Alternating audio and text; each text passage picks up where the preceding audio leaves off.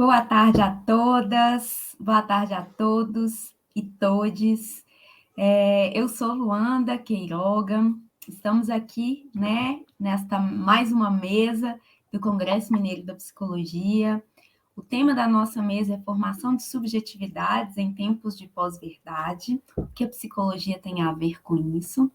E eu vou começar me apresentando, nós vamos fazer uma rodada de apresentações aqui para a gente entrar no tema.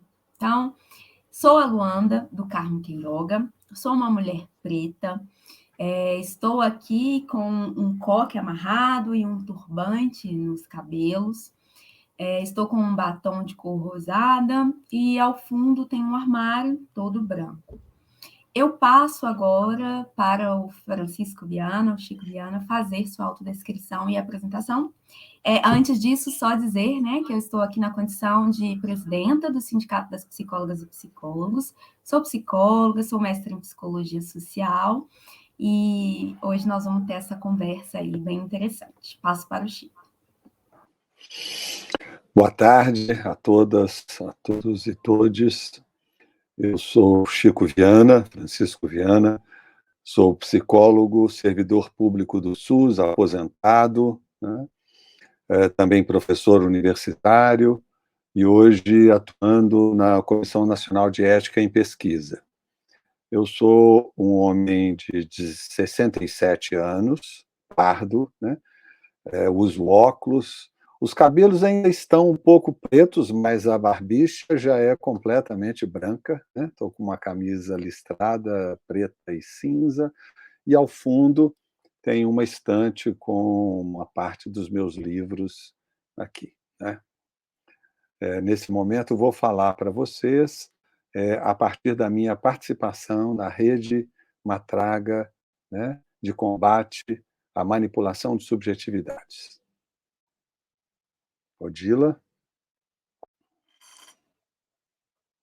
Seu microfone, Odila.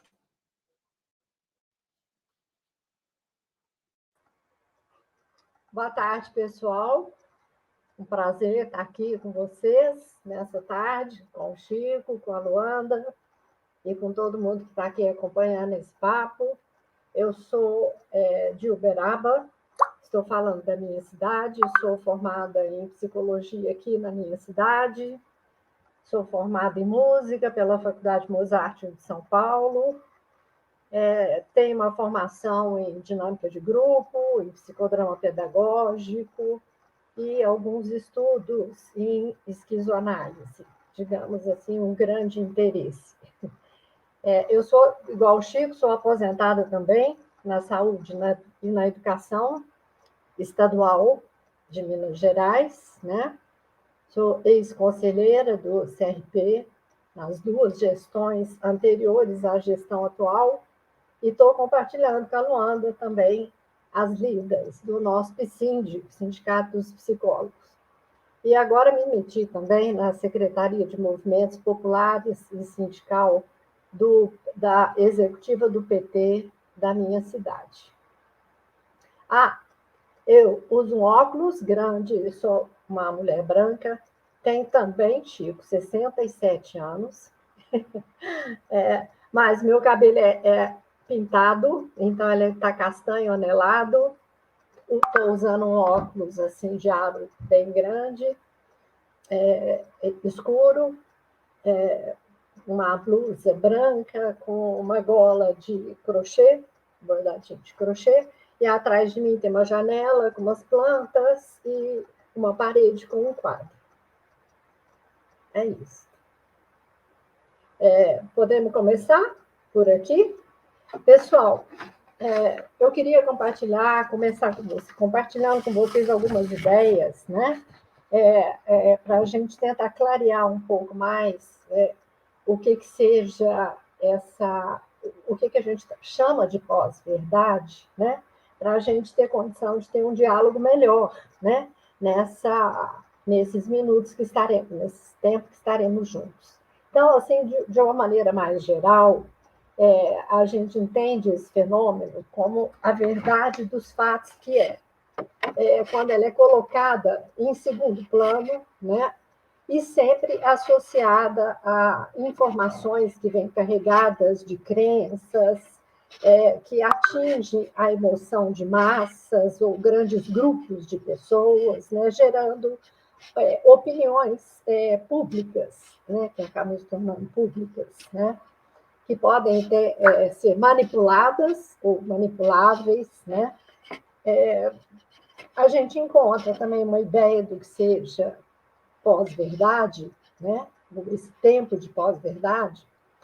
Se vocês derem uma olhada lá no site da Academia Brasileira de Letras, vocês vão encontrar algumas ideias também para caracterizar esse fenômeno, né? Como a pós-verdade como um contexto em que as asserções, as informações e as notícias verossímeis, né, vêm carregadas de forte apelo às emoções e baseadas também, muitas vezes, em crenças pessoais. E essa junção vai ganhando destaque no campo social, no campo político, né? Como se fossem assim fatos realmente comprovados ou como se tratasse de uma verdade objetiva, não é? Quando muitas vezes na pós-verdade não é isso que ocorre, né? Ou seja, não há essa objetividade dos fatos como a gente costumava pensar isso, né? A gente tem várias pessoas que refletem sobre isso, fazem, se pronunciam, escrevem livros, textos, palestras, e eu queria citar um exemplo aqui, que eu acho assim, didático, né? Vou tentar pegar as coisas assim, da maneira mais didática. O historiador Karnal ele diz o seguinte, sobre o conceito de pós-verdade, né? Porque ele faz uma diferenciação entre pós-verdade, tal como estamos tratando aqui, e fake news, né? Notícia falsa ou simplesmente pura mentira, né? Então, ele fala o seguinte, que a internet esgarçou e capilarizou a capacidade de acesso à informação. E que o lado positivo disso é que mais pessoas têm acesso à informação. E que o lado negativo disto é que mais pessoas têm acesso à informação. Então, ele faz essa brincadeira, que é assim, um jogo de palavras, mas para querer dizer que tem, embora seja interessante, louvável, desejável, né, que mais pessoas tenham acesso, ocorre que, nesse fenômeno, também mais pessoas sem o acúmulo ou o senso crítico necessário para interpretar ou para avaliar essa quantidade de informações que a pessoa recebe, né? Elas também têm acesso, né? Essas pessoas. Então, 100% das pessoas têm acesso, mas nem todas têm condição de passar um crivo, né? Nesse cabedal de informações recebidas, né? Eu queria mencionar também, nesse mesmo sentido que o Karnal coloca, um texto do Christian Dunker, né? Que é psicanalista. Esse texto dele se chama A Retórica da Pós-Verdade, o Problema das Convicções. Esse texto saiu numa revista eletrônica de estudos integrados em discurso e argumentação, que é de 2019. Então, ele diz assim que ele acha que esse fenômeno é mais complexo do que aquela tal da velha mentira política, a pura mentira, né?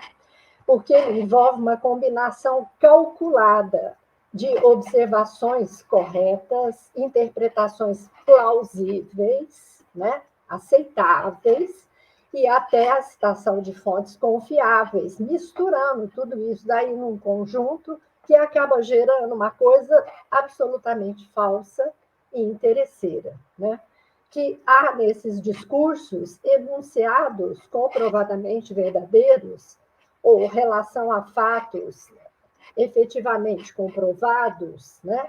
Ou interpretações plausíveis, ou induções verossímeis que se misturam e acabam conferindo uma qualidade dessa informação que faz essa interface entre coisas falsas e coisas verdadeiras, que acabam trazendo uma característica de confundir, né, para dominar, digamos assim, né?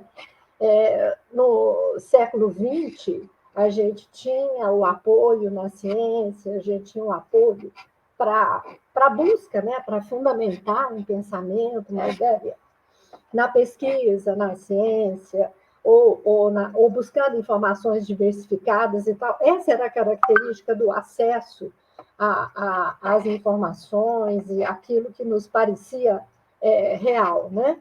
E isso parece que foi tudo largado para lá, né? Eu acho que a gente sente isso nesse início do século XXI, que esses valores, né, da ciência, da pesquisa, do suor em cima da busca do conhecimento, isso tudo está meio que relegado a um segundo plano. Tem várias causas disso, né? Uma delas é esse próprio acesso indiscriminado, enorme, né? Mundial, né? Globalizado, mas a velocidade também das informações, a crise do capitalismo, tudo isso são fatores que acabam vem gerando, né, essa busca desenfreada de obter mais informações de maneira rápida e sem esse critério, né, para passar um crivo de credibilidade naquilo que é divulgado, né? Esses processos, eles também têm uma intencionalidade, porque as redes de comunicação, elas têm os seus donos, aqueles que as bancam, né? E isso tem finalidades específicas, né? De exploração da credibilidade das pessoas com finalidades políticas ou econômicas, né? De poder, de dominação mesmo, né? Então, essa questão da circulação das informações, ligada a fortes emoções, sempre como uma das características, vai desencadeando uma dificuldade de comunicação entre as pessoas, né? No meio que ela vive, né? Uma falta de disposição para o diálogo, para ouvir aquilo que parece diferente ou contraditório, e vão gerando interpretações muito autoritárias da realidade, né? Ou do próprio pensamento. E isso vai gerando uma convivência democrática complicada, difícil, entre os cidadãos, de modo geral, né? Então, o esgarçamento do tecido social é uma das características desse fenômeno que a gente está vivendo. Eu queria citar como exemplos o Brexit da Inglaterra, que foi aquele fenômeno onde os habitantes do Reino Unido fizeram um referendo para decidir se continuavam pertencendo à União Europeia, né? O Reino Unido ficava lá ou saía fora, né?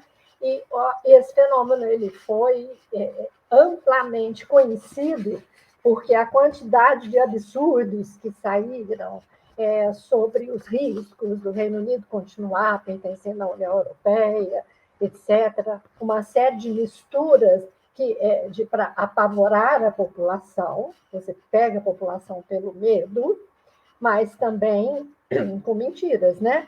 De dados, fontes absurdas, milhões e milhões vão ser gastos. Enfim, o referendo deu vitória àqueles que utilizaram desse recurso de pós-verdade, né?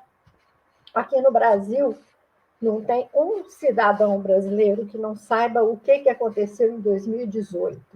Né? Em 2018, nas eleições, não era só questão da pura mentira. Né? Havia essa pega emocional, onde você se apegava aos valores das pessoas, aos sentimentos, às emoções, e isso daí é que acaba aprisionando, digamos assim, as pessoas a determinadas ideias ou propósitos alheios a elas, propósitos de terceiros, né, que estão no poder. E, para finalizar, eu queria só fazer uns alertas aqui, finalizar essa bolada inicial, digamos assim, né? Porque eu gosto muito da Márcia Tiburi e ouço bastante a Márcia Tiburi. E ela traz muitas reflexões que são úteis para nós nesse momento, né? Então, ela fala que a gente tem que lutar para construir uma democracia de mais densidade, de mais alta intensidade, que a nossa democracia é de baixíssima intensidade, né? Que a gente tem que fazer um enfrentamento dessas oligarquias de poder, né? Tanto dos meios de produção como dos meios de comunicação, né?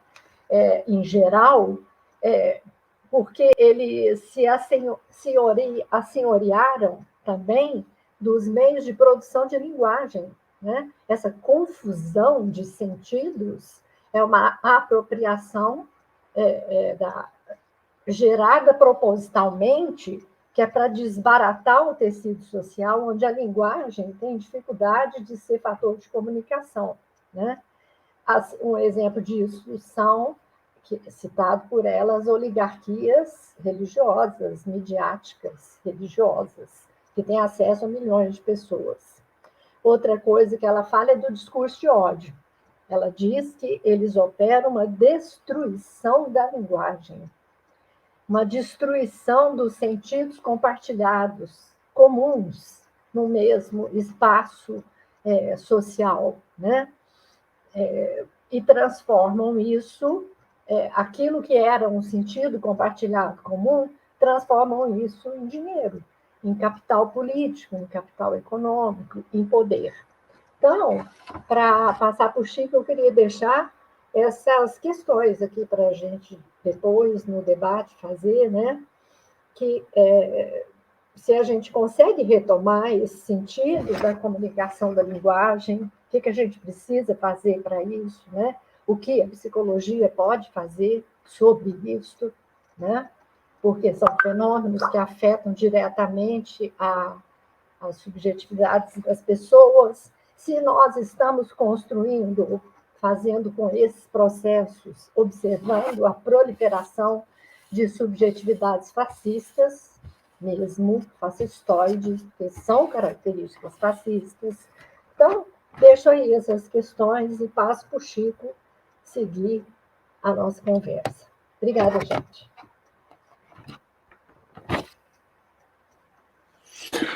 Muito obrigado, Odila. Então, vamos continuar no nosso bate-papo, nossa conversa, né? Eu queria dizer para vocês que eu penso que todos, de um modo geral, e principalmente essa nossa população mais jovem, que hoje está na universidade, está se formando, né, devem ter percebido que nos últimos três anos, talvez, esse negócio da pandemia é sempre um complicador quando a gente fala de alguma coisa para trás, né? Porque a gente ficou 2 anos assim meio escondido de todo mundo, então a gente perde um pouco alguns referenciais. Mas, de qualquer maneira, nesses últimos 3 anos, nós tivemos aí, eu vou chamar de a crise das redes sociais, né? De repente, funcionários dessas redes sociais começaram a dizer e a fazer denúncias e a trazer uma série de informações, ou, na verdade, eles trouxeram para nós, né, aquilo que a gente já estava cismado com elas, não é? Então, trouxeram uma série de coisas dizendo assim, olha, tem as redes sociais têm a capacidade, não é, de construir informações mostrando para nós coisas que, eventualmente, eu desejaria de ter, mas eu nem nunca tinha falado disso com ninguém, não é? E aí, de repente, aparece no meu Facebook ou no meu Google uma propaganda, uma informação que, bom, a gente já suspeitava, né, de que havia ali alguma possibilidade de captação de informações nossas, mas nós não tínhamos muita certeza disso. Essas denúncias vieram para deixar isso bem claro, né? E aí, eu diria para você que um grupo de psicólogos, né, que se reuniram no simpósio do Instituto Silvialani, né, entendeu, e o simpósio foi muito interessante, porque o simpósio tinha uma preocupação de produzir uma discussão, né, sobre exatamente sobre essas questões que envolviam a possibilidade e a manipulação de subjetividade, né, principalmente nas redes sociais. E aí, o simpósio foi um evento muito interessante, né? Ele teve mais de 2.000 pessoas participando, entre psicólogos, estudantes de psicologia, pessoas das próprias ativistas das redes sociais, jornalistas, além de outras profissões. E, ao final desse simpósio, nós nos reunimos, né, e acabamos considerando a possibilidade de criar uma rede que pudesse, como sempre lembrou o nosso amigo Marcos Ferreiras, que estava conosco na criação, né, da rede, assim, para que a gente pudesse, pelo menos, aprender um pouco sobre isso, estudar um pouco sobre isso, né? Na psicologia, nós nunca estudamos o que significava trabalhar diante do computador, atender diante do computador, e, principalmente, não nos trouxeram nenhum tipo de preocupação sobre o que se passava, ou o que atravessava essa relação entre nós e uma outra pessoa que estivesse num outro ambiente, né? E o que isso tudo, e quais os riscos, né? Tanto para as informações, quanto para nós, para a nossa convivência democrática, como a própria Odila colocou, não é? De repente, essa era a nossa intenção, né? Buscar, né, conhecer melhor, né, esse uso dessas redes, né? Quer dizer, ninguém aqui é contra as redes, nós não estamos aqui demonizando absolutamente nada, mas nós queremos saber, né, de fato, quais os riscos, qual a possibilidade, até onde essas redes podem, de fato, interferir nas nossas vidas, né, como seres humanos, e uma preocupação especial para nós, psicólogos, né, porque, afinal de contas, até então, a gente achava, e a gente tinha construído uma resolução no Conselho Federal de Psicologia, dizendo que esse tipo de trabalho ainda estava sob estudos, que a gente não devia considerar isso ainda como uma possibilidade real, e aí, de repente, não é, a pandemia nos trouxe uma reviravolta nessa questão, né? Na medida em que a utilização dessas plataformas e a utilização do trabalho remoto, né, foi a medida que poderia garantir, num primeiro momento, né, a sanidade, né, tanto nossa como profissionais, né, quanto da própria população com a qual a gente estava trabalhando. E, obviamente, foi muito importante, então eu acho que os psicólogos tiveram um papel importantíssimo ao longo desses últimos 4 anos.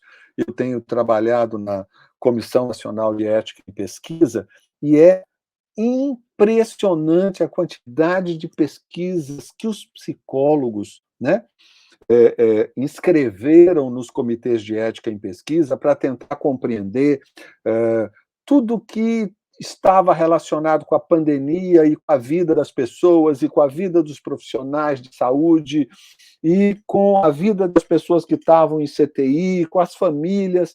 Foi uma coisa impressionante, né? O número, quer dizer, a nossa preocupação se deu de maneira efetiva, não só do ponto de vista do trabalho, né, porque nós todos que estávamos na área da saúde continuamos trabalhando, muitos de nós, inclusive presencialmente, correndo risco, e muitos de nós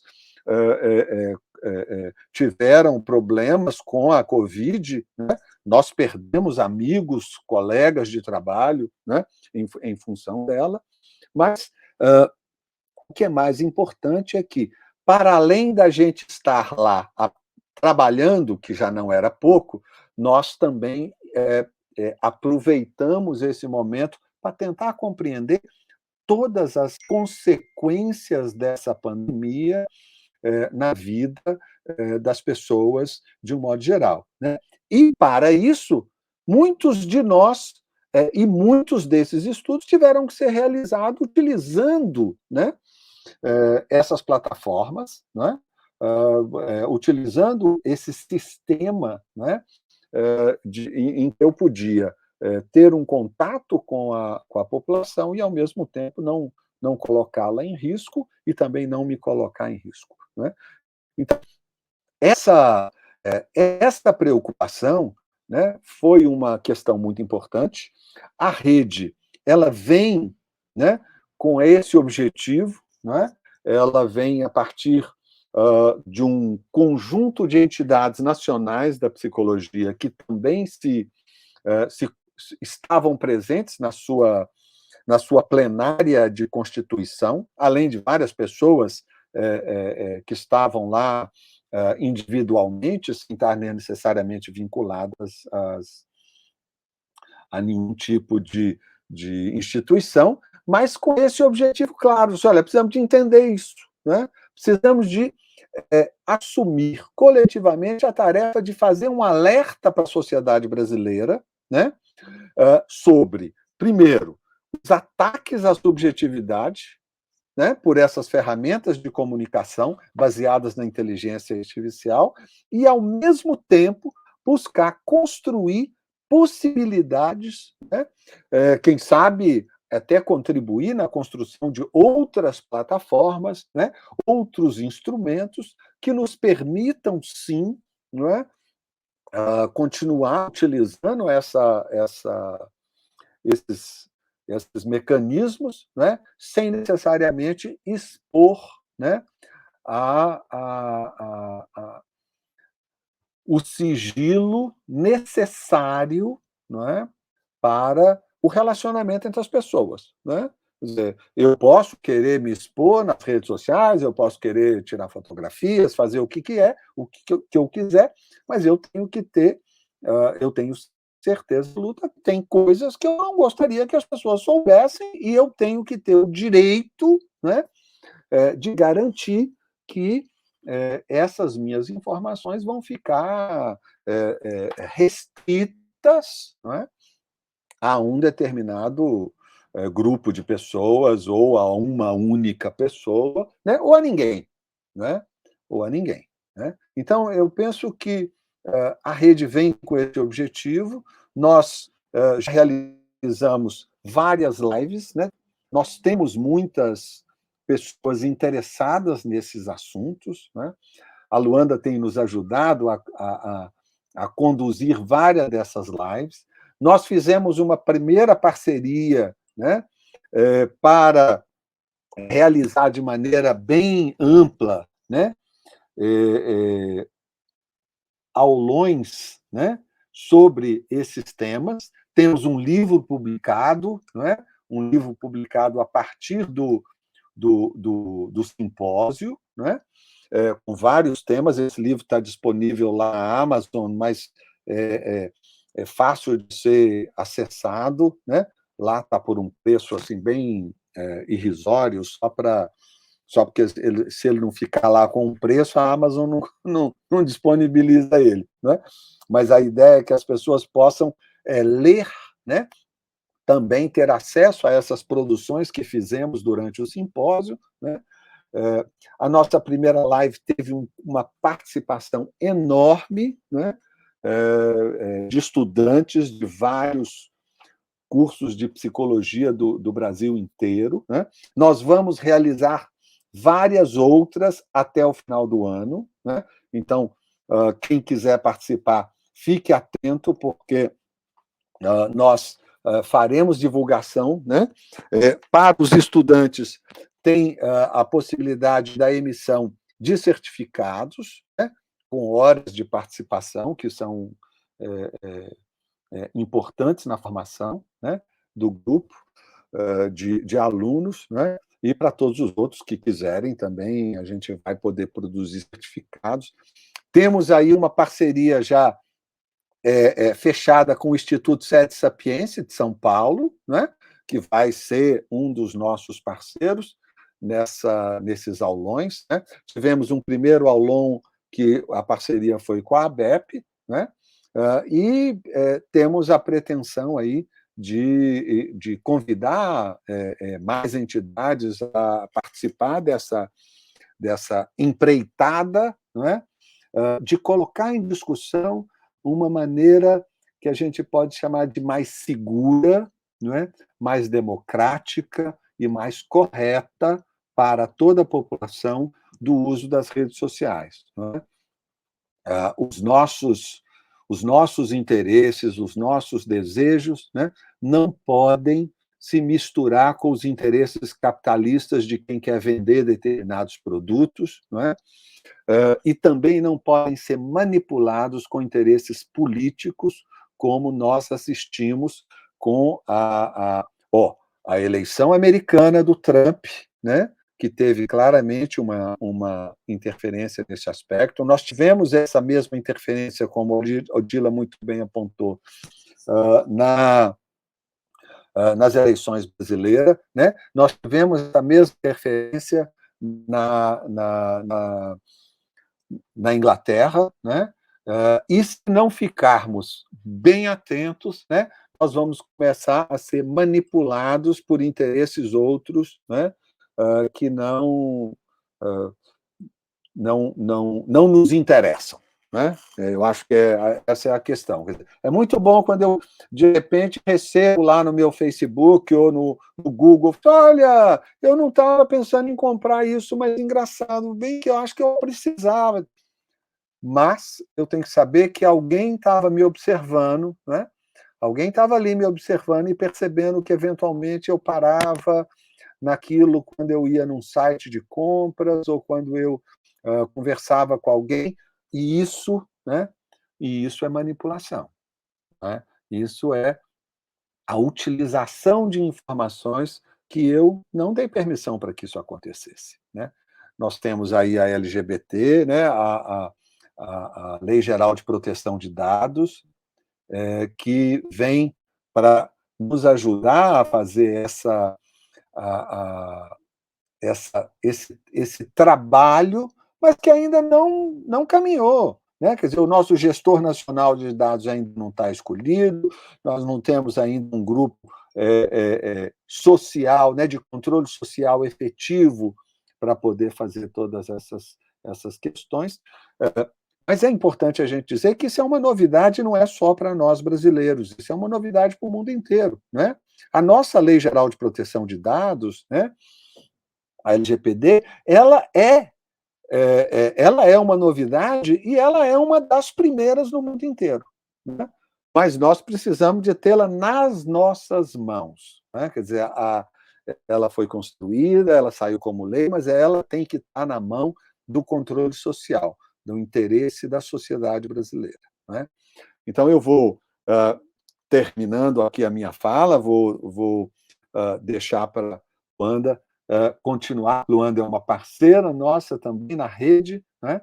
E vamos continuar a nossa conversa. Obrigado. Obrigada, Chico. Obrigada, Odila. Eu acho que a gente está fazendo um debate muito importante aqui, que é unir esses dois temas, né? Que é a gente construir uma pós-verdade, né? A gente trazer aí conceitos que estão mais aliados, atrelados ao meu sentimento do que aos fatos reais, e a combinação disso com um sistema comunicacional, né, que revolucionou a nossa geração e que, de forma desenfreada, né, que sem regulação, tem tomado as nossas rotinas, a nossa vida, e tem roubado nossos dados, e tem imposto para a gente desejos. Então, assim, são duas coisas, né, que se casam e que nos levam à situação que a gente está hoje, assim. Então, eu, desse lugar também de sindicalista, né, e de estar aí à frente das questões trabalhistas, eu queria agora tentar juntar o que Odila traz, o que Chico traz, para que a gente consiga entender onde ficam nós, né, onde fica a gente aí, trabalhadoras, trabalhadores, psicólogas ou não, nesse universo, né, nesse contexto de pós-verdades, né? Como o Odila explicou muito bem, que a gente não pode confundir aí com as fake news, né? Mas que levam que leva à propagação de fake news, que leva à disseminação dessas fake news, e as redes, né? As redes que facilitam toda essa comunicação e que, ao mesmo tempo, são ali manipuladas propositalmente para que a gente fique preso ali, para que a gente disponha os nossos dados, inclusive que agora regulam as nossas formas de vínculos de trabalho, né? Então, eu queria começar a minha fala, né, tentando trazer para vocês, tentando retomar isso, né, então, de entender que se a gente está na era da pós-verdade, a gente sempre está relativizando, né, esse conceito de verdade, e para a gente poder continuar acreditando, né, em determinado fato, e a gente vai sempre justificar, tentar justificar e buscar informações que justifiquem aquele fato. Então, a gente vive numa era com muitas informações, né? Mas essas informações, para a gente poder dar conta de filtrar essas informações, a gente vai relativizar essas informações de acordo com o nosso sentimento. Não, eu concordo com isso, então essa informação deve ser verdade, é verdade. E aí, a gente vem uma realidade que é a seguinte, né? Nós estamos e estamos passando por um momento, né, político, econômico, social, moral muito complicado no nosso país, né? Então, a gente tem vivido uma situação de desemprego, então aí 11,9 milhões de pessoas desempregadas, trazendo dados da realidade primeiro, né?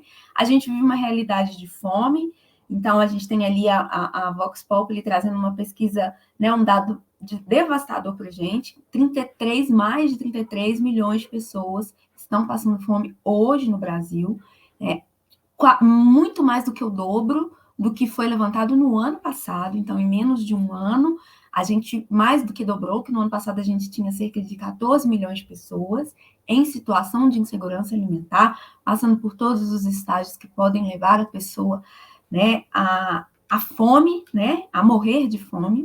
A gente vive num dos países mais desiguais do mundo e isso nunca melhora, né? A gente tem aí um relatório sobre as desigualdades mundiais que saiu em dezembro do ano passado, que o país, os 10% mais ricos no Brasil hoje ganham cerca de 59% da renda nacional, então mais da metade da renda ela está concentrada em 10% das pessoas. A gente tem 50% das pessoas mais pobres que ganham 29 vezes menos do que os 10% mais ricos do Brasil. A gente tem a metade mais pobre do Brasil, então, tem menos de 1% da riqueza do país todo. E o 1% que é mais rico inteiro no Brasil tem a metade da fortuna patrimonial brasileira, ou seja, tem a metade de toda a riqueza do Brasil. Né? Esses dados que às vezes dão nó, eles só nos dizem que a gente tem uma desigualdade social gigantesca no país. E aí, o que nos dizem como solução? O que nos trazem como solução para isso? Nós temos que fazer reformas, né? Nós temos que deixar com que a economia exerça ali a sua liberdade de regular o mercado, porque só assim a gente vai conseguir distribuir melhor a riqueza. O capitalismo nos diz que a gente, se fizer um esforço, a gente vai conseguir, e que tem que deixar o mercado agir por si só, porque é assim que o capitalismo funciona bem.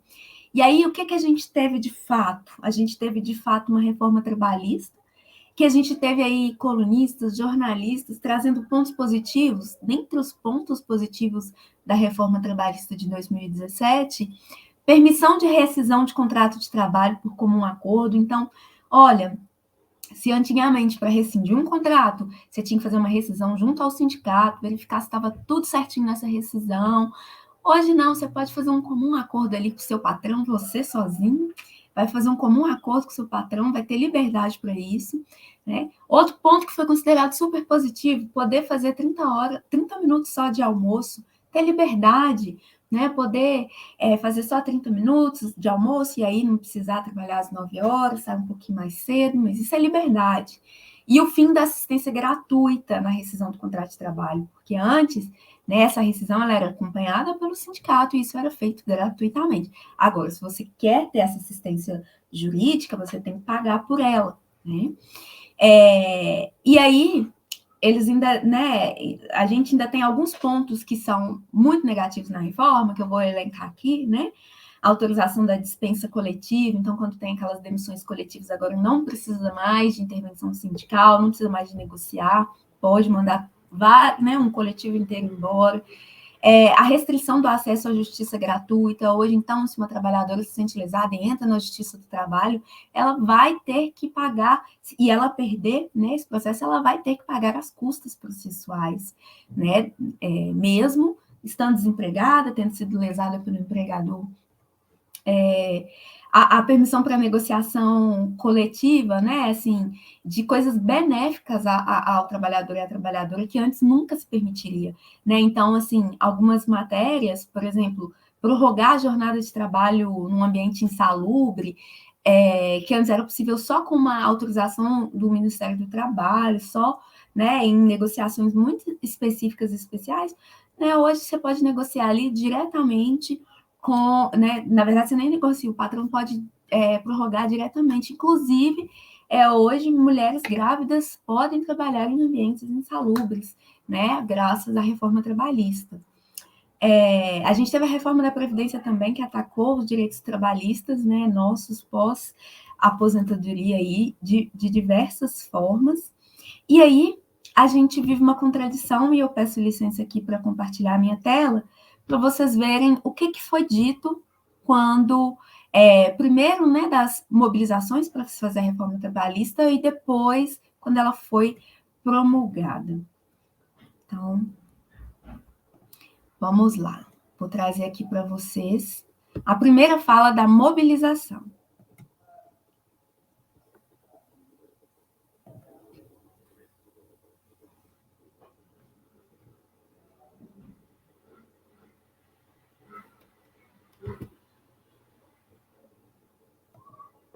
Então, essa é uma primeira fala, né, rapidíssima, em que o ex-presidente Temer, quando tomou posse ali, após o golpe, em 2017... Luanda, não está na tela, não, tá? Luanda, eu tenho a impressão que ela não compartilhou. Vou compartilhar agora. Gente... A outra tela vocês viram? Não vimos, nem a primeira. Não. Oh, meu Deus. Por isso é que eu acho que Vou voltar. Tawane precisa de fazer o compartilhamento. Agora sim. Agora está indo. Parece que agora vai. Sim. Muito bem. Vou voltar 2 minutinhos aqui, então. Os direitos adquiridos pelos cidadãos brasileiros. Quando essas reformas alterará os direitos adquiridos pelos cidadãos brasileiros. É que nenhuma dessas reformas alterará os direitos adquiridos pelos cidadãos brasileiros. Né? Então, a gente tem este vídeo e a gente tem um segundo trechinho que eu quero mostrar. Esse primeiro, então, foi quando o ex-presidente Michel Temer tomou posse após o golpe da presidenta Dilma, após o golpe dado na presidenta Dilma. E esse segundo ele após ter tomado posse e após a reforma ter sido promulgada. Só um minuto que eu já estou compartilhando. Veio um anúncio aqui do YouTube, mas já está passando. Consultor de investimentos, e ele começa... Prontinho.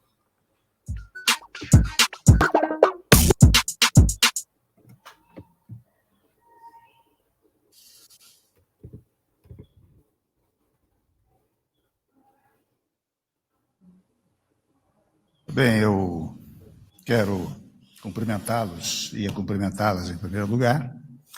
Em segundo lugar, me dirigir às trabalhadoras, aos trabalhadores, aos empresários do país, para dizer que o Senado Federal, neste momento, acabou de aprovar, por uma expressiva maioria, né, de 50 votos a 26, portanto, revelando até uma maioria constitucional, a modernização da legislação trabalhista.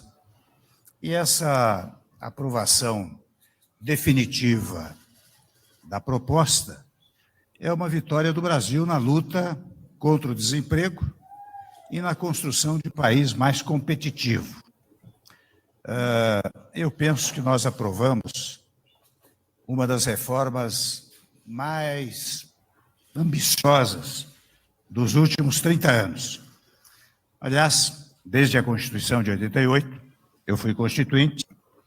Bem, aqui é só para vocês terem uma ideia, né, do que foi dito e do que foi amplamente dito sobre a reforma trabalhista. E aí, aquilo que a Odila traz para a gente, né, a pós-verdade, né, nos tempos de pós-verdade, a gente tem que considerar as mentiras também, né? Isso que o ex-presidente Temer traz nos dois discursos são mentiras, né? Ele faz dois discursos mentirosos. Um em que ele fala, né, que nenhum direito trabalhista, nenhum direito da trabalhadora ou do trabalhador vai ser interrompido com as reformas trabalhista e da Previdência, e o outro de que a reforma trabalhista modernizou o mundo do trabalho brasileiro e que a reforma vai trazer mais empregos, vai trazer crescimento econômico para o país. Em 2017, estamos em 2022 e estamos cada vez pior nos índices de desemprego, nos índices econômicos, nos índices de desenvolvimento social. Mas, né, a gente continua, e aí eu trago num plural, acreditando nesse projeto político e econômico, porque nós elegemos esse projeto político e econômico em 2018, né, acreditando que isso seria bom, né, para o Brasil, que isso traria esse crescimento, porque essa mentira ela se tornou aí uma pós-verdade, porque era um desejo, né, de milhares de brasileiros melhorar de vida, ter uma vida mais digna, ter um emprego mais digno. Foi dito isso, né, e isso condiz com o desejo dessas milhões e milhões de trabalhadoras e trabalhadores brasileiros, né? E aí esse projeto de nação ganha em 2018 as eleições no Brasil. Então a gente pode ver que a gente vive muitas contradições entre o que é fato, realidade, e entre o que é dito, né, e entre o que é pregado, mas a gente vê, então, como que está essa organização dos fatos, né, essa organização nossa de sociedade hoje, né? A gente vê que os fatos não são as coisas que ordenam e nem organizam o mundo. O que está fazendo essa organização são os sentimentos, né? E a gente tem um mau caratismo escancarado utilizando desses sentimentos, né? Então, a gente, como a Odila disse, né, a gente precisa perceber também que não necessariamente a gente vai, às vezes, acreditar, né, em certas falácias, porque de modo deliberado, de modo proposital, mas às vezes por falta de informação, às vezes por falta de conhecimento, e de conhecimentos reais, de dados aí colocados mesmo, né, pela realidade. Então, na reforma trabalhista, a gente tem uma realidade na pós-verdade, que é uma negociação feita entre patrão e empregado, né, que prejudica a trabalhadora, o trabalhador. A gente tem direitos trabalhistas que tomam, né, a gente tem uma fala da pós-verdade que os direitos trabalhistas tomam os empregos, destrói os empregos no Brasil, que tem que ter mais flexibilidade nos direitos trabalhistas, e a gente toma aí os dados de 2022, em que a gente tem mais de 11 milhões de pessoas desempregadas, né? E que, no fim das contas, né, a gente tem aí uma situação super complicada. E aí, eu já estou aqui um pouco atrasada com a minha fala, eu queria trazer as consequências disso na realidade, e aí trazendo um exemplo concreto, que vai nos atingir, enquanto categoria de psicólogos, na verdade já nos atingiu, né, que é a uberização, o processo de uberização do trabalho, né? O processo de uberização do trabalho, ele vem carregado de todas essas promessas da reforma trabalhista no Brasil. Liberdade da trabalhadora de fazer seu horário, né, essa flexibilidade de não ter que prestar contas para um patrão, eu mesma, né, sou meu patrão, eu mesma faço o meu trabalho, né, eu mesma crio a minha rotina, a minha dinâmica de trabalho, eu trabalho com o que eu gosto de fazer, né, então eu vou entrar ali no aplicativo de comida e vou oferecer a comida, ou eu vou entrar no aplicativo de entregas ou de motoristas, no aplicativo de faxina, e vou dar a faxina, mas ali na praticidade do aplicativo é isso que é vendido, né? Mas o que a gente tem na realidade? O preço que é aplicado, né? Em todos os pagamentos via aplicativos, ele é um preço dado pelo algoritmo, né? Então, eu não tenho tanta liberdade assim, porque eu não posso dar um preço pelo meu trabalho. Você trabalha sempre de forma a não ter nenhuma garantia, né? Os riscos todos impostos a um negócio capitalista são todos colocados sobre essa trabalhadora, sobre esse trabalhador. Então, a pessoa que tem que comprar o carro para poder fazer né, para poder estar ali num carro de aplicativo. Se o carro bater, estragar, é essa pessoa que tem que arcar com o estrago, com a batida. Se é um carro alugado, essa pessoa que tem que pagar o aluguel desse carro, essa pessoa que arca com a gasolina, essa pessoa que faz tudo nesse carro, né? Enfim, esse tempo aí, né? Ela vai receber estritamente pelas horas que ela trabalhou. Então, se eu ficar doente, eu não recebo por nada, eu não recebo nada se eu ficar doente, se eu não for conseguir trabalhar, eu não tenho nenhuma garantia de renda. Nos tempos em que eu estou na pausa, que eu tenho que almoçar, ou que eu estou mesmo esperando alguém me chamar no aplicativo para eu não recebo essas horas. Então, faz com que a pessoa tenha, né, essa flexibilização do tempo, ela foi transformada em 14, 16 horas consecutivas de trabalho por dia, né? E a reforma trabalhista determinante nessa forma de explorar o trabalho, porque ela flexibilizou todas essas coisas também, permitindo esse mercado crescer cada vez mais no Brasil, né?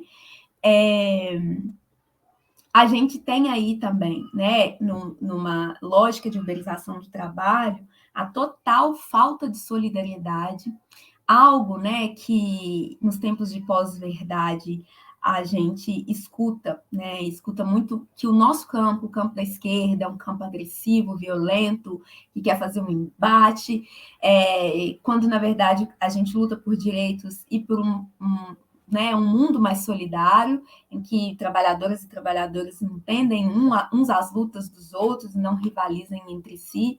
E a gente viu, principalmente no começo da Uber aqui no Brasil, motoristas de táxi brigando com motoristas de Uber, chegando a vias de violência de fato, chegando a momentos muito perigosos e arriscados para eles, tanto para eles enquanto trabalhadores, quanto para quem estava usando os serviços. A gente tem uma rivalidade atual, né, nos aplicativos, meio velada, mas que traz também, né, esse sentimento de individualidade, de cada um com o seu, que é de pessoas mais jovens rivalizando com pessoas mais velhas que trabalham por aplicativos, porque os mais jovens eles têm mais expertise ali na tecnologia, no aplicativo, então eles acabam conseguindo mais coisas, mais corridas, mais entregas, enquanto que os mais velhos, né, têm um pouco mais essa dificuldade aí no traquejo do aplicativo, mas, né, e sempre diz, mas eu tenho mais experiência, eu trabalhei como motorista não sei quantos anos, e aí uma pessoa jovem que começou a dirigir ano passado, ganha mais do que eu no trabalho, então a gente tem essa dinâmica de que não é valorizado o conhecimento, a sua experiência, né, a sua trajetória ali. O que é valorizado é você ser mais esperto ou não do que né, que aquela outra pessoa. Então, você rivaliza com o seu companheiro, com o seu colega de trabalho, né? E é incentivado uma lógica de não se aprimorar, de não estudar, de não desenvolver ali, né, uma carreira mesmo, uma trajetória de trabalho, né? As pessoas nos aplicativos, elas vivem de fazer bicos, então é um bico aqui, é um bico ali, então você nunca vai se especializar em nada também, você nunca vai ter ali uma coisa, né, uma profissão que você faça, né, mas sempre vai ser uma coisa ali, outra aqui, porque todas essas formas de uberização do trabalho, elas trazem formas de renda que são complementares, então se complementa ali e aqui, enfim. Diversas coisas que vão trazer, né, essa uberização do trabalho, e tem a questão das estrelinhas também, né? Então, você não tem chefe, mas você tem vários chefes, porque se uma pessoa não te der as 5 estrelas, se uma pessoa te der 1 estrela, sua nota já cai, sua reputação já cai, e aí você já ganha menos, você já recebe menos pessoas, você já recebe por menos. Então, não é mais um chefe, são vários chefes, né? E isso tem implicações na psicologia. Atualmente, no sindicato, nós recebemos várias demandas relativas a aplicativos, a formas como planos de saúde têm gerido aí o trabalho de psicólogos e psicólogos, prefeituras têm feito atendimentos aí por aplicativos, têm feito planos aí de contratação virtuais e online, né, sem nenhum tipo de regulação. E aí a gente fica pensando até no processo, né, nas questões éticas da nossa profissão. Então, se um cliente, se uma paciente não gostar de um atendimento que uma psicóloga faça, ela vai marcar ali no aplicativo, né, 0 estrelinhas. Isso, né, a psicóloga vai ter que trabalhar para agradar essa pessoa, né? Qual que é a lógica dos nossos atendimentos? É de agradar a pessoa? Né? Não é, nós sabemos disso, né? Mas o quanto que isso reverbera para a gente também, enquanto, né, nos aspectos éticos da nossa profissão. E aí, trazendo mais ainda, né, o que a psicologia vai ter a ver com isso tudo, né? Com isso tudo que a gente, né, traz aí na junção de tecnologias e de pós-verdades, o que nós, psicólogas e psicólogos, temos a ver com isso, para além, né, da gente também ser trabalhadoras e da gente também estar ali diretamente em aplicativos, mas também nos traz toda essa dinâmica, né, que o mundo do trabalho está exercendo agora, né, toda essa construção de vínculo trabalhista, que é de desvínculo trabalhista, tudo isso reverbera nas nossas lutas da psicologia. Então, a gente, né, é uma coisa que eu sempre escuto a categoria trazendo para o sindicato. Mas nunca consegue nada, nunca, a gente, né, luta há tantos anos pelas 30 horas, por um piso salarial digno, e nunca nada acontece. E aí a gente fica, a gente precisa se olhar, né, enquanto classe trabalhadora, porque aí vem, né, o aspecto da solidariedade também muito forte. Enquanto classe trabalhadora, nós estamos no mesmo barco que esses motoristas de aplicativo, entregadoras, todas as outras funções que estão aí reguladas por aplicativos, e pela reforma trabalhista que abriu brecha para, né, esse monte de aberrações de vinculação trabalhista. A gente acaba não tendo, né, a gente acaba tendo uma visão geral, né, uma verdade construída de que a melhor forma de trabalhar é essa, atualmente, é a forma que está melhor adequada à realidade, à atualidade. Então, para que, né, como um político vai se convencer, um deputado federal, um deputado estadual, de que é preciso, sim, aprovar as 30 horas para psicologia? Se a gente está vivendo outra dinâmica de trabalho, e se é ela que está dando certo no mundo capitalista, né? A tendência agora é trabalhar mais, né? É o slogan, trabalhe enquanto os outros dormem, né? Cada um correndo atrás do seu, essa corrida frenética, né? E é essa corrida por desregular toda e qualquer forma de direito trabalhista, porque direito trabalhista, nesta visão, atrapalha o emprego, atrapalha com que trabalhadoras e trabalhadores ganhem mais dinheiro. É preciso lembrar que quando a Uber entrou no mercado, né, os motoristas da Uber, né, as motoristas ganhavam muito mais do que ganham hoje, muito mais do que o preço que era praticado no mercado. E ela entrou estrategicamente, tendo prejuízo, mas repassando um valor maior para ganhar o mercado, para competir com outras e ganhar o mercado, para poder convencer as pessoas de que era legal sair do seu trabalho de vínculo formal e passar para o aplicativo, porque ela teria liberdades e ganharia mais. E hoje a gente está vendo uma realidade completamente diferente, né, em que os motoristas ganham cada vez menos, né, estão sendo cada vez mais explorados pelo aplicativo, né? E aí, toda e qualquer forma de direito trabalhista, ela vai sendo demonizada, né? Ela vai sendo colocada como o grande empecilho para o Brasil não crescer, o grande empecilho para os empresários não conseguirem empregar pessoas, né? E cada vez mais eles transferem esses riscos para o trabalhador, para a trabalhadora. O risco que eles assumem, que eles precisam assumir num negócio, né? Nesse negócio, no mundo capitalista, está todo transferido para o trabalhador, então está muito mais fácil para aqueles que, de fato, exploram e ganham dinheiro, né? E a gente vive uma falsa ilusão de que se a gente correr bastante, a gente vai ganhar muito dinheiro.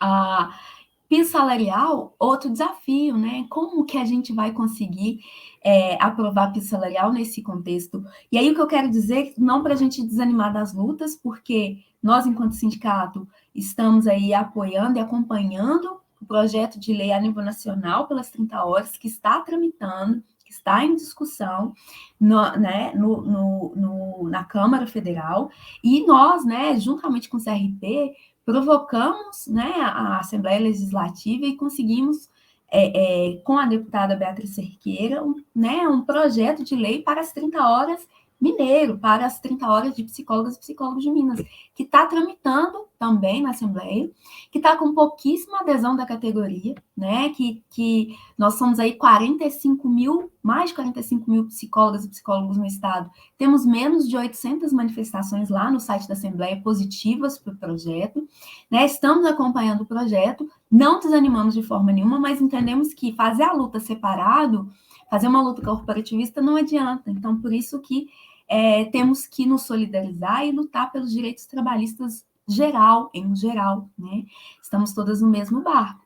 E aí, para finalizar de fato a minha fala, né, de dizer o quanto que tudo isso impacta a nossa instituição, o sindicato. Se antes a gente já tinha um discurso, né, a gente já tem um discurso construído que é também de demonizar, de trazer o sindicato para esse lugar do ruim, né? Pós-reforma trabalhista e pós tudo que nós temos vivido aí, né, de notícias falsas, de mentiras, o que a gente vem vendo é que se construiu um imaginário de que sindicato só servia para tirar dinheiro da trabalhadora, para pegar ali uma porcentagem do salário e pronto, e mamar nas tetas do trabalhador, nas tetas do governo, e não trazer nada de volta, né, para a trabalhadora e para o trabalhador. E o que nós estamos vendo como dado da realidade? O dado da realidade é que, hoje, pós-reforma trabalhista, com o enfraquecimento dos sindicatos todos, a trabalhadora e o trabalhador cada vez mais precisa dos sindicatos, porque, né, no fim das contas, são os sindicatos que mais têm poder de fazer algo para melhorar, né, e para garantir os direitos dessas trabalhadoras e trabalhadores.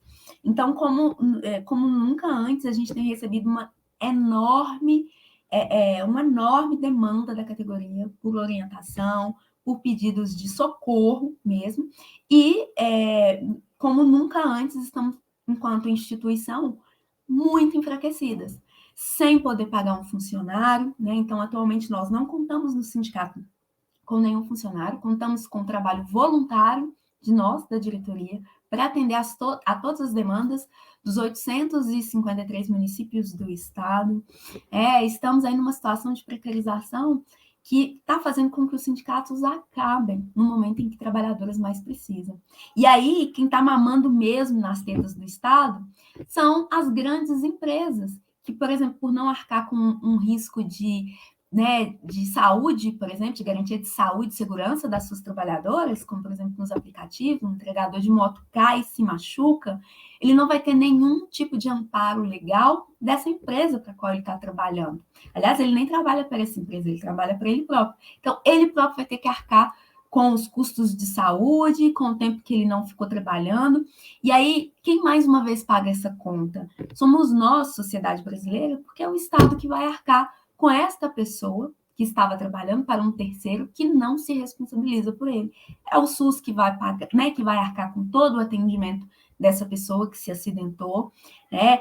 Essa pessoa vai precisar cada vez mais dos benefícios sociais, né, que são de direito do povo brasileiro, porque ele não vai ter garantia nenhuma da sua empresa que o empregou. Mas mesmo assim, se a gente for perguntar para essa pessoa, ela vai dizer que talvez a reforma trabalhista foi boa, né? Porque ela está pensando que ela precisa ter algo melhor e que talvez, se ela trabalhar muito, se ela ficar sem comer, se ela ficar sem dormir, trabalhar muito, ela vai conseguir, né? E se ela está fracassando, a culpa é dela mesma. Então, assim, eu queria, né, trazer um pouco dessas reflexões, né? Dizer que todo esse contexto, ele casa muito bem com uma manipulação que é feita nas redes sociais, né, de trazer felicidade o tempo inteiro, de ser feliz, de ter as coisas, de comprar, né, de que, então, toda essa manipulação aí dos algoritmos para que você veja, né, um mundo totalmente diferente da realidade e entenda que talvez a culpa seja sua, também recai sobre essa trabalhadora e esse trabalhador que vai sofrer muito, né?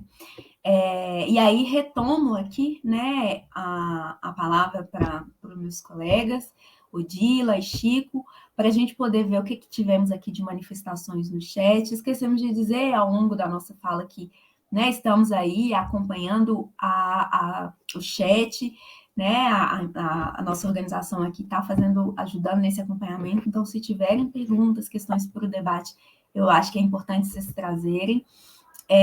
E abrir aqui, né, para a gente poder fazer os comentários que apareceram. Então, eu vou pedir ajuda aqui também para o Odila e Chico, né? Sim, Luanda.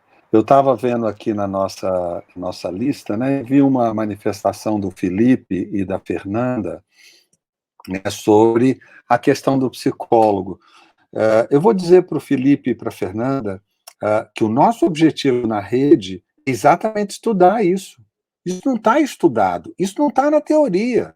Nós não sabemos, de fato, não é, quais são as implicações que isso vai produzir na construção de subjetividades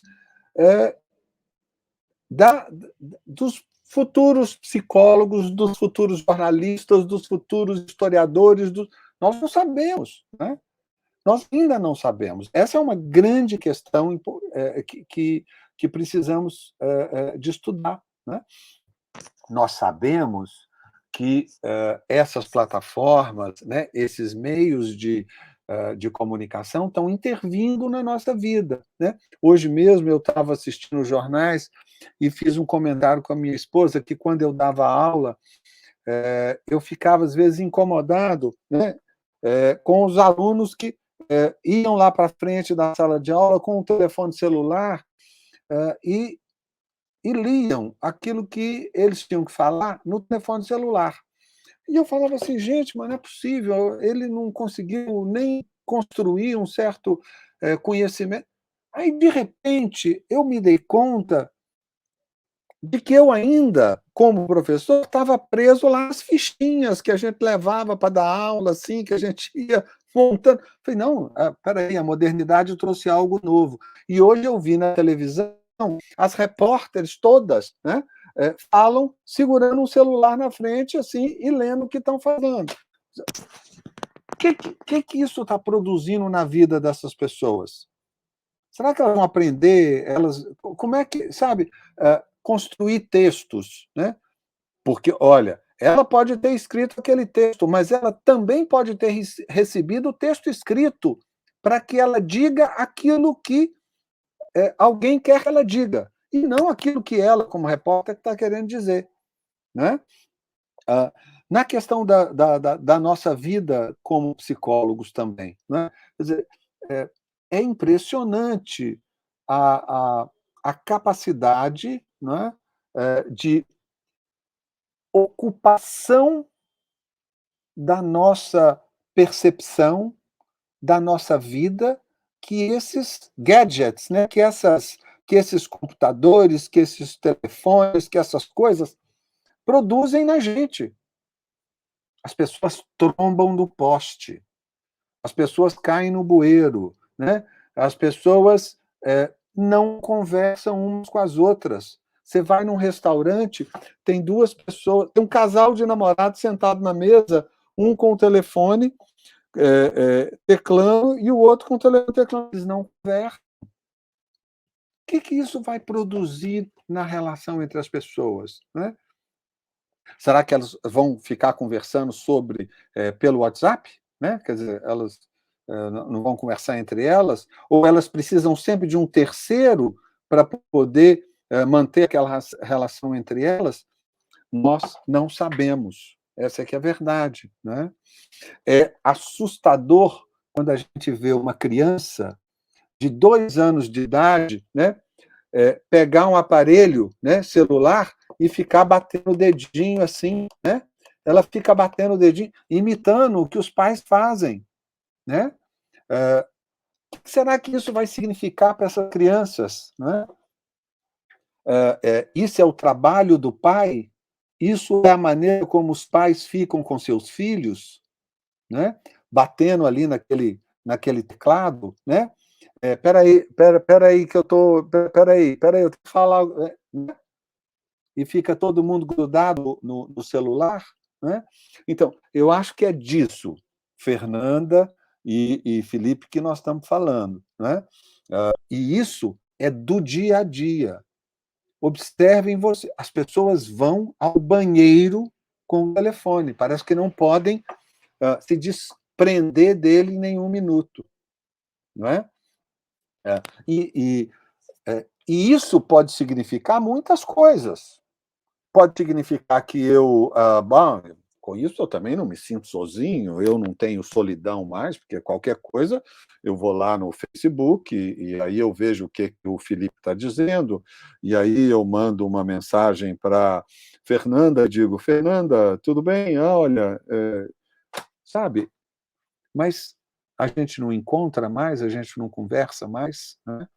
A gente não troca emoções, ou as emoções são só carinhas, são só emojis que a gente clica e joga um sorriso, uma cara triste, né? Então, é isso, né? Eu acho que é disso que a gente fala quando a gente fala dessa captura de subjetividades, né? Alguém está produzindo para nós a nossa maneira de expressar, a nossa maneira de falar, e a gente ainda não se deu conta, né, de que isso está tomando um outro lugar na nossa vida, né? A nossa rede tem esse objetivo, convidar a todos a participar disso, a discutir sobre isso, a falar sobre isso, né? Ainda que utilizando as mesmas redes, tá? Ninguém está aqui demonizando, não pode usar Facebook, não pode usar telefone, não, nada disso. Nós estamos aqui exatamente usando essas tecnologias, não é? Mas tentando compreender melhor essas tecnologias para que a gente possa tê-las na nossa mão, e não elas nos terem na mão, né, delas, fazendo de nós aquilo que elas bem entendem, né? Ô, Chico, quero complementar e vou passar a fala para a Odila, só de dizer também, né, que nós temos muito a ver com isso, principalmente nessa questão da manipulação dos dados, da manipulação das subjetividades nas redes, porque quem está por trás, né, dessa manipulação dos algoritmos, dos desejos, lá no Vale do Silício, são psicólogas, são psicólogos. E só que nós temos tudo a ver com isso, se utilizam de teorias da psicologia para poder sacar que mulheres na TPM vão desejar comprar mais, e aí já sabe o dia que você está na TPM, e aí vai lançar para você um anúncio de algo que você quer, que você deseja muito, enfim, já tem, né? Tem o algoritmo já vai sacando várias coisas e se baseiam em vários estudos aí, né? Encampados pelo campo da psicologia.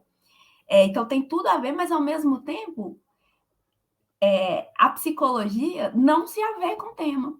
Ao mesmo tempo, a gente não tem universidades tratando disso, tratando de como nós, profissionais psicólogos, estamos atuando nisso.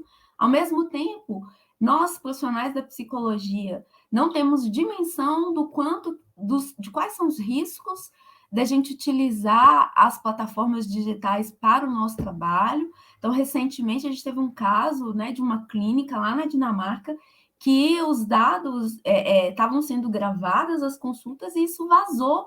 E todo mundo teve acesso às sessões de psicoterapia das pessoas, né, que frequentavam a clínica. E as psicólogas, os psicólogos ali tinham noção desse risco? Não tinham, a gente não sabe nada sobre o algoritmo, sobre como funcionam os dados, né? A gente aqui, a categoria em geral, mas isso está lá. Então, a pergunta, né, o que nós temos a ver com isso, ela é muito mais abrangente. Porque o que nós temos a ver com isso é que a gente tem tudo a ver com isso e, ao mesmo tempo, a gente tem um apagamento desse tema quando a gente vai discutir, problematizar isso, teoricamente, politicamente, né? Então, isso era algo que eu queria trazer e depois eu vou fazer alguns outros comentários, passar para a Odila.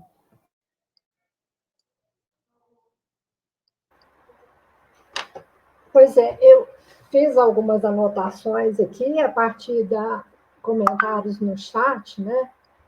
Começando de trás para frente aqui com a Larissa, né? Como abrir vias de diálogo e compreensão nesses tempos em que o ódio ao pensamento tem sido tão difundido, né?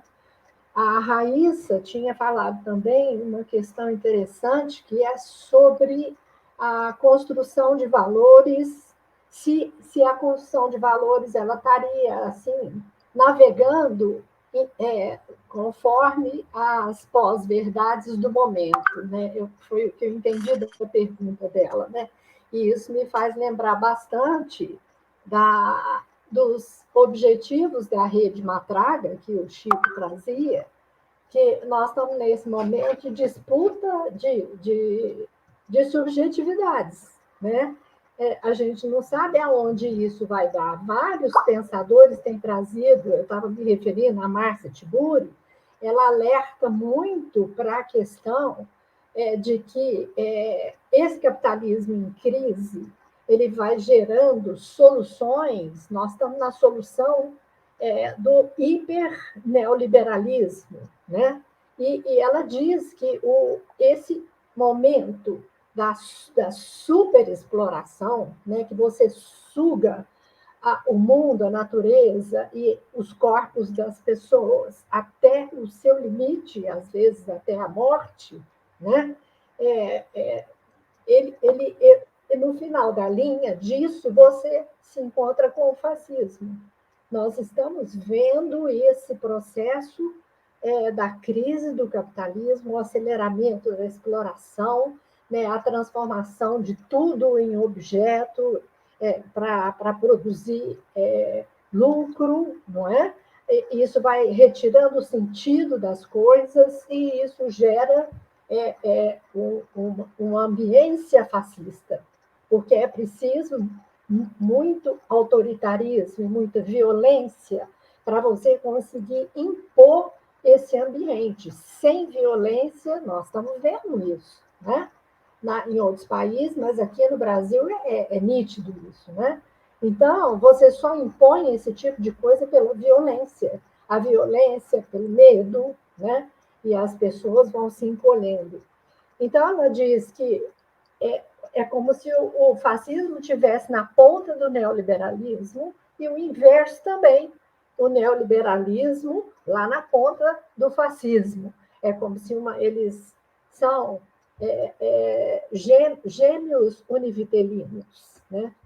Então, a outra questão que foi colocada, que eu acho que tem tudo a ver com isso, foi colocada pela Renata, duas questões aqui sobre a guerra na Ucrânia e sobre guerra híbrida, que foi o que nós vivemos lá em 2013, em junho de 2013, e em outros países, a Primavera Árabe, né, o que aconteceu na Grécia, todos os países que estão vivendo, né, que viveram aquele período, esse período das revoluções coloridas, né, o nosso junho de 2013 foi ali que a coisa começou. Eu acho que pode a gente fazer uma marca, né? A guerra na Ucrânia é a mesma coisa. O que é a guerra na Ucrânia, né? Quais são os objetivos disso? É a disputa maior do mundo, né? Do império, né? Os países imperialistas em disputa, né? Com China, com a Rússia. Então, esse é o motivo. A Ucrânia ficou ali no meio dessa guerra, ela tá nessa disputa, né? Ela entrou de gaiato no navio, digamos assim, né? Então, ela faz parte de um processo muito maior, e as pessoas lá, não sei quantos milhões de pessoas naquele país já tiveram que abandonar o seu país, né? Não tem condição de viver lá, porque é um país em guerra. Não sabemos quando vai acabar, porque os países eles estão todos nessa disputa global, né? E a gente não sabe quando é que fim terá isso, ou quando isso terá um fim, né? Muitos pensadores colocam essa questão, né? Que principalmente depois da pandemia, ninguém sabe para que lado que o mundo vai tombar, né? Ele poderia tombar para uma situação de muito, onde todo o trauma da pandemia, ele poderia levar o mundo a uma reflexão, né, sobre os caminhos que está tomando, mas ele poderia também, ou pode, descambar para destruição praticamente total, né? A ameaça de guerra, inclusive nuclear, ela vai se tornando a cada dia que passa, a cada semana que passa, mais possível de acontecer, né? Com o uso de armas nucleares, né? Também.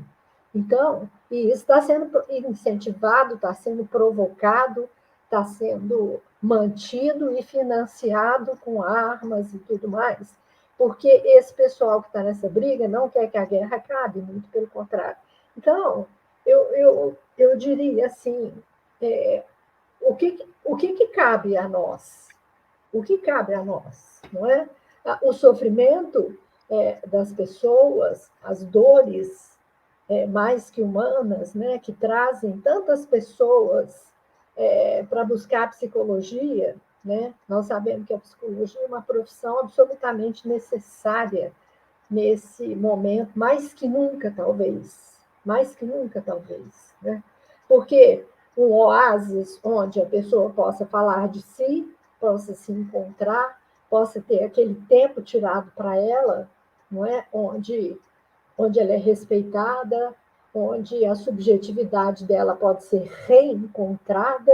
Então, eu acho que isso é o principal que a psicologia pode fazer, né? Tanto individualmente, como coletivamente, como nos movimentos, na participação, na responsabilização de cada psicólogo pela situação sua, no seu ambiente imediato, na sua cidade, no seu movimento social, no seu estado, no seu país, né? Como cidadão deste mundo que está vivendo esse momento. Então, é uma questão assim da gente ficar do lado certo da história, como a gente costuma dizer, né?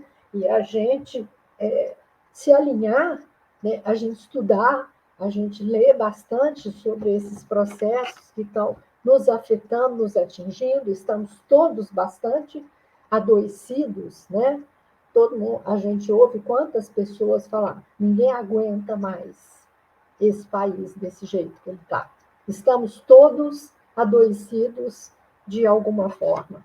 Estou vendo aqui que temos um recadinho, que a gente tem 5 minutos, eu vou devolver aqui para a Luana, que ela quer fazer uma finalização, dar alguns recados, e já agradecer também. Queria parabenizar o CRP por esse congresso fantástico, que está reunindo centenas e centenas e centenas de pessoas para conversar. Esse, por exemplo, é um dos caminhos que nos sobra coletivamente de luta. Obrigada, Odila. Eu só queria dizer, né, que, no fim das contas, a gente tira vários papéis, né, várias funções para a psicologia após esse debate, né? Então, a gente tem uma função que é do campo da psicologia, que é uma função para honrar com o nosso compromisso ético-político, com o nosso compromisso social, que é de se implicar com tudo o que está acontecendo, né? Que foi o que o Odila disse. Nós temos uma função que é da psicóloga e psicólogo, trabalhador e trabalhadora, né? Que é, além de tudo, né? Seguir aí nas lutas coletivas, mas também coletivas da psicologia, né? Coletivas do nosso campo, mas também na solidariedade com as lutas de todas as trabalhadoras e trabalhadores, porque nós fazemos parte disso.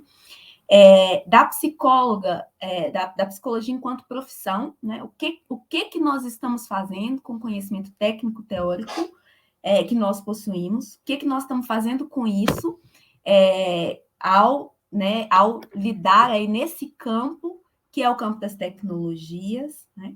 E para a psicóloga que está ali nos campos, nos diversos campos de atendimento, né, que a nossa profissão requer, nos diversos campos de atuação, que é o lidar com isso que sobressai sobre a sociedade, né?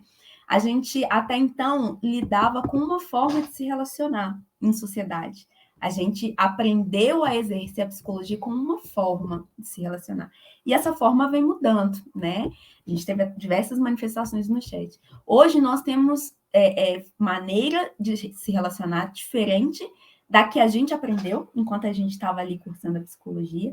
A gente tem uma forma de se relacionar que é regulada por algoritmos, que é regulada e manipulada por fake news, por mentiras, e que ainda mais, né? Ela exalta a individualidade, né, o individualismo. Então, hoje, eu vivo na pós-verdade, nós vivemos na pós-verdade, porque a pós-verdade tem a ver com aquilo que a gente acredita. Então, nós vamos dar crédito a uma informação, a um conceito de acordo com aquilo que faz bem, que a gente acredita. E a gente está o tempo inteiro tendo que lidar, né, querendo e cada vez mais afunilando as nossas relações para com nós mesmos, para com aquilo que a gente pensa, com o que fica bom e confortável para a gente, né? E quem pensa diferente da gente, quem é divergente, a gente tira das relações. E a gente tira das relações não só de fato, pelas vezes de fato, mas também metaforicamente, né? Então, as nossas relações hoje são com a gente mesmo.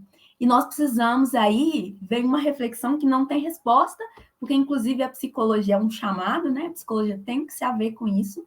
A gente não tem estudos, a gente precisa estudar e ver o que isso vai ser, como isso está refletindo na vida em sociedade, né? Porque isso vai se refletir nas nossas intervenções futuras.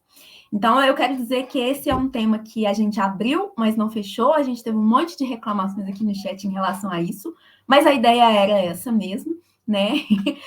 E isso mostra que a gente provocou, né? Porque quando as pessoas querem uma resposta é porque elas foram provocadas a tentar encontrar uma resposta para isso.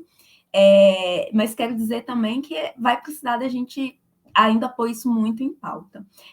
Eu quero agradecer ao CRP, né, agradecer a todo mundo que esteve até aqui, deixar um recado final de que nós precisamos muito valorizar as nossas instituições, né, enquanto psicologia, que esse discurso de que as instituições não valem nada, que é só para pegar o dinheiro, esse discurso ele está moldado num contexto de pós-verdade, né, e é um discurso para desregulamentar também qualquer forma de organização que a própria profissão pode ter, né, e aí a gente vai virar também um campo sem nenhuma regulação, e aí todo mundo vai fazer o que quer, e aí isso não é ter conhecimento técnico teórico, né? Então, de valorização, e para isso nós compartilhamos aí um link que é de filiação, sindicalização ao PSIND. Então, né, que quem puder, quem se interessar, preencher esse link aí, se sindicalizar o nosso sindicato, construir, ajudar a mantê-lo vivo, que está sendo uma tarefa muito difícil, tá? E vou abrir aqui para o Chico fazer as considerações finais, se despedir também. Sei que nosso tempo já passou 2 minutos, mas é porque ele não tinha feito isso antes, tá?